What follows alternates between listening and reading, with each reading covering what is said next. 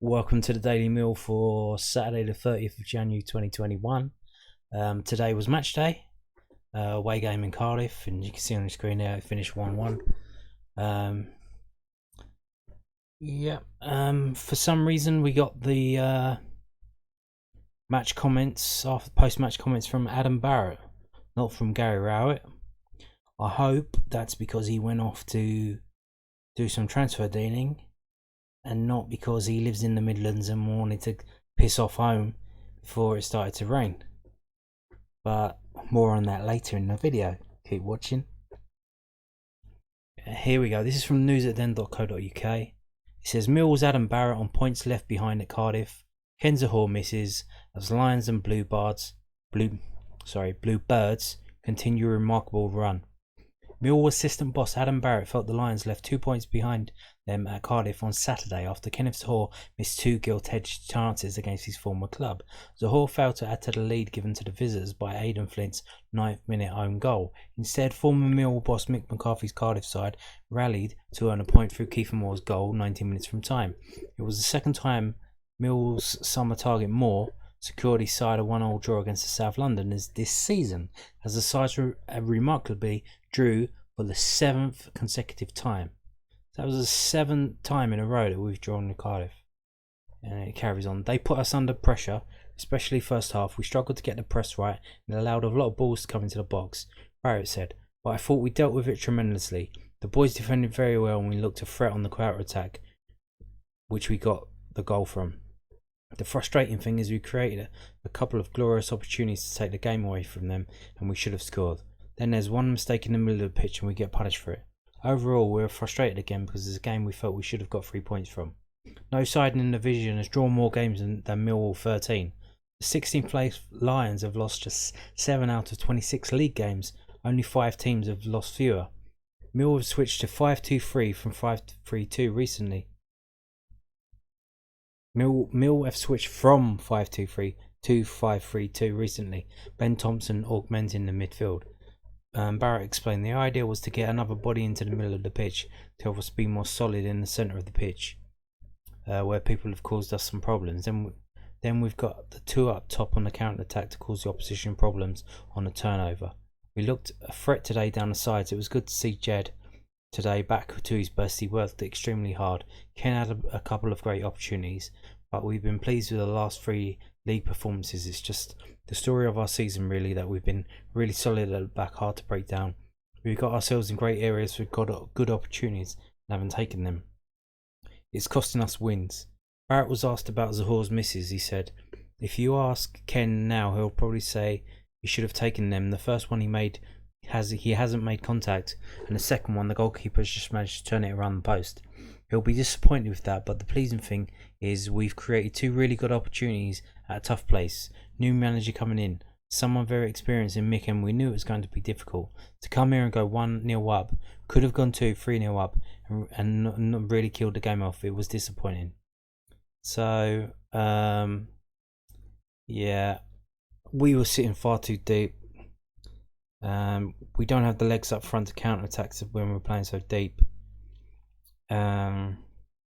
I thought Kefton Bell played really well in the second half, especially.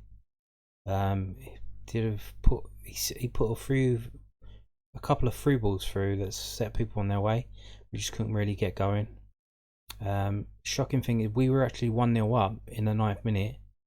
We did not have a shot on target until the 26th minute. So we didn't have a shot. We didn't even have a shot, let alone a shot on target. We didn't even have a shot till the 26th minute, because the goal came from a cross from Jed Wallace, which got knocked in for an own goal. So, well, you can see there on the screen there where that leaves us in the table. 16th still.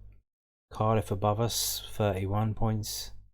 Huddersfield 32, Luton 33, and Coventry below us. Coventry 30, Derby 28. Derby really getting some momentum behind them and starting to win those games now.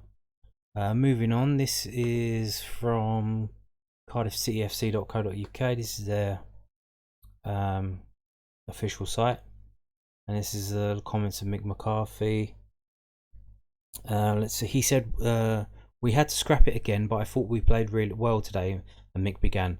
I'm quite pleased with the way we started. It's just 2 or 3 times we've made little mistakes and it ends up in the back of our net. We've certainly got to cut them out because we can't keep coming back from behind. We ended up giving a really sloppy goal away, and then we had to respond and react to it, and I thought we did. Apart from their chance where we lost the ball in their box and Zohore gets his opportunity, we've had the best of game and we certainly deserve the point. The Bluebirds adopted a 5-3-2 formation against the Lions, and the boss went on to explain his thinking with regards to the tactical adjustment. I'd seen that Millwall has moved to have 5 men at the back. I think that when you play against wing-backs with a back 4, as we did against Barnsley on Wednesday, you can be very narrow and you can get done with the wing-backs. Millwall have been good at that. Plus the fact the size of their team, free kicks and corners are really vitally important to be able to defend and to create chances to score goals. So it's something else that we have to contend with in this league. I thought it suited us. I thought the 3 centre-backs were good. Blah blah blah blah blah, and yeah. So I think that was a lucky point for Millwall. I think Cardiff played better than us and probably did enough to win the game. When they made the substitution bringing Harry Wilson on, we didn't really adjust to that, and it cost us. And I mean, Ben Thompson cut his head open, and they just, instead of changing it then, they waited, and then it was too late. They should have got him off early and tried to defend a bit more. I don't know, but I don't know. And they bring in this guy Keftenbeld, and he's the central midfielder who's playing further up the pitch.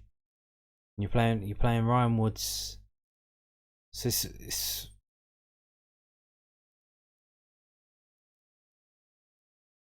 if you're playing Ryan Woods in defence, it's not his best position. And you can see he was playing against a top striker today, and he's the one who got done for their goal. So I think we need a defender to play in defence and Leonard to play in midfield. Because what you miss something when you take Ryan Leonard back into defence, you're losing these passes up front and his shots as well. Anyway, so Rowett didn't do the post-match interviews. Adam Barrett did. So what was Rowett doing? Well, let's have a look at this. Mill have bid accepted for Derby County's George Evans. Did Rowett go to Derby to speak to George Evans to try and persuade him to come to Millwall? So this is from the londonnewsonline.co.uk, which is South London Press's online portal. This says, Millwall have had a bid accepted for Derby County's George Evans. The Lions will now open negotiations with the 26-year-old who can play in central midfield and also the back line. Derby County manager Wayne Rooney confirmed after the match today that an offer had been accepted for Evans. This isn't just rumours, we got a quote here from Mr. Wayne Rooney. And Mr. Wayne Rooney said, "There has now been an offer and it's up to George to make a decision. I've told George I can't guarantee him game time and won't stand in his way." And it carries on. Millwall are keen to bolster their centre-back options, with Ryan Leonard filling in on the right of the back three for their last 3 championship matches. And it became a priority with Murray Wallace ruled out for a number of weeks with a broken foot. Evans has made 8 appearances for the Rams this season, 6 of those in the championship. He has only featured twice since the end of November. A hamstring injury saw him ruled out in the early stages of the campaign. Mill had also bid previously for Hibernian centre-back Ryan Porteous, but it now looks like Evans will be the reinforcement coming in that area. It had been reported previously that the Lions had a £500,000 offer turned down for Evans. A delayed takeover has also added extra financial strain at the Pride Park outfit, with December wages being paid late. So is Gary Rowett trying to sign players this evening? Or did he just piss off home to go and watch that singing show on ITV? Who knows? But we've got this lad here, George Evans, the one in white, I think. Yep.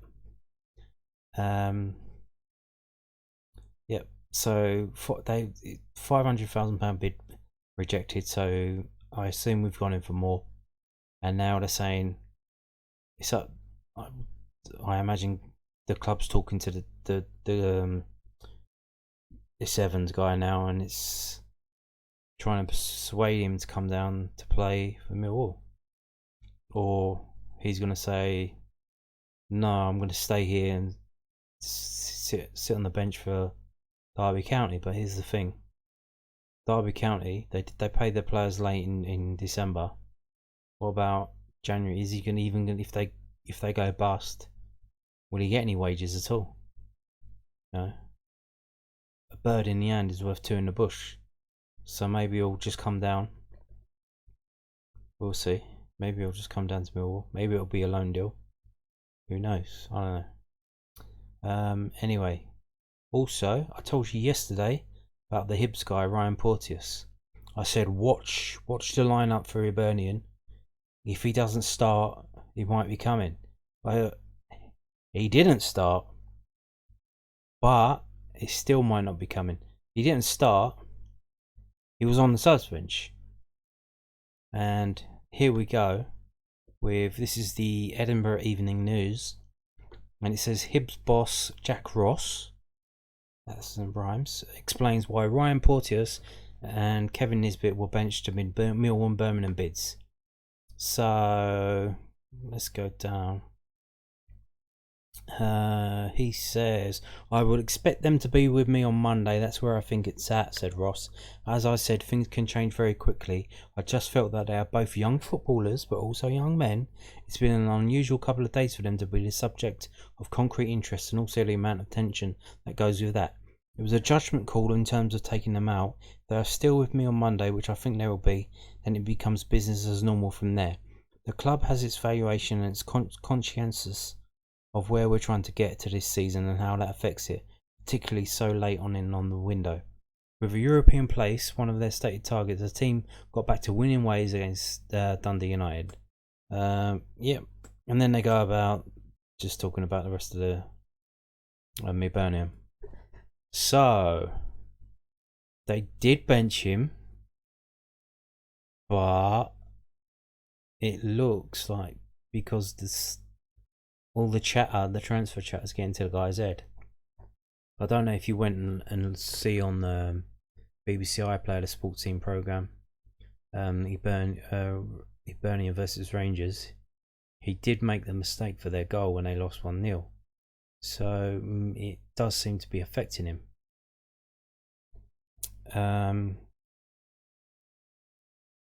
Will it still happen? Who knows? It would suggest that it's not going to happen, because we've also had even more transfer news today come out. This is from Pete O'Rourke. He's a freelance sports journalist, and what we see here is Oxford United have rejected a £5,000 bid from Millwall for Cameron Brannagan. So it looks like we've moved on from Ryan Porteous, Scottish lad. We've put in a bigger offer for George Evans and an offer here for this Cameron Brannagan, which has been rejected. So I would say probably the Ryan Porteous deal is probably dead now, and we've taken that money that was on that bid, the 1.3 million, and split it between these two geezers, the Oxford United guy and the Derby County guy. And so it looks like they're trying to sign a sort of ball playing defender. Someone who can play in defence and midfield. I don't know. Today's game was disappointing again. Not just the result, but the way we played. Sitting far too deep, trying to counter with no pace. So as soon as you got the ball up there, Zuhur was on his own, surrounded by 3 people, and the other one was on Malone on the other side, or Jed Weiss on the other side. So it's effectively 4 versus 2 every time we countered. It's not good enough. Needs to do something and sort something out. Anyway, that was it for today's video. Join me tomorrow for Stats Sunday. We'll have a look through all the stats, including going 1-0 up despite not having a shot on target. See you then. Bye bye.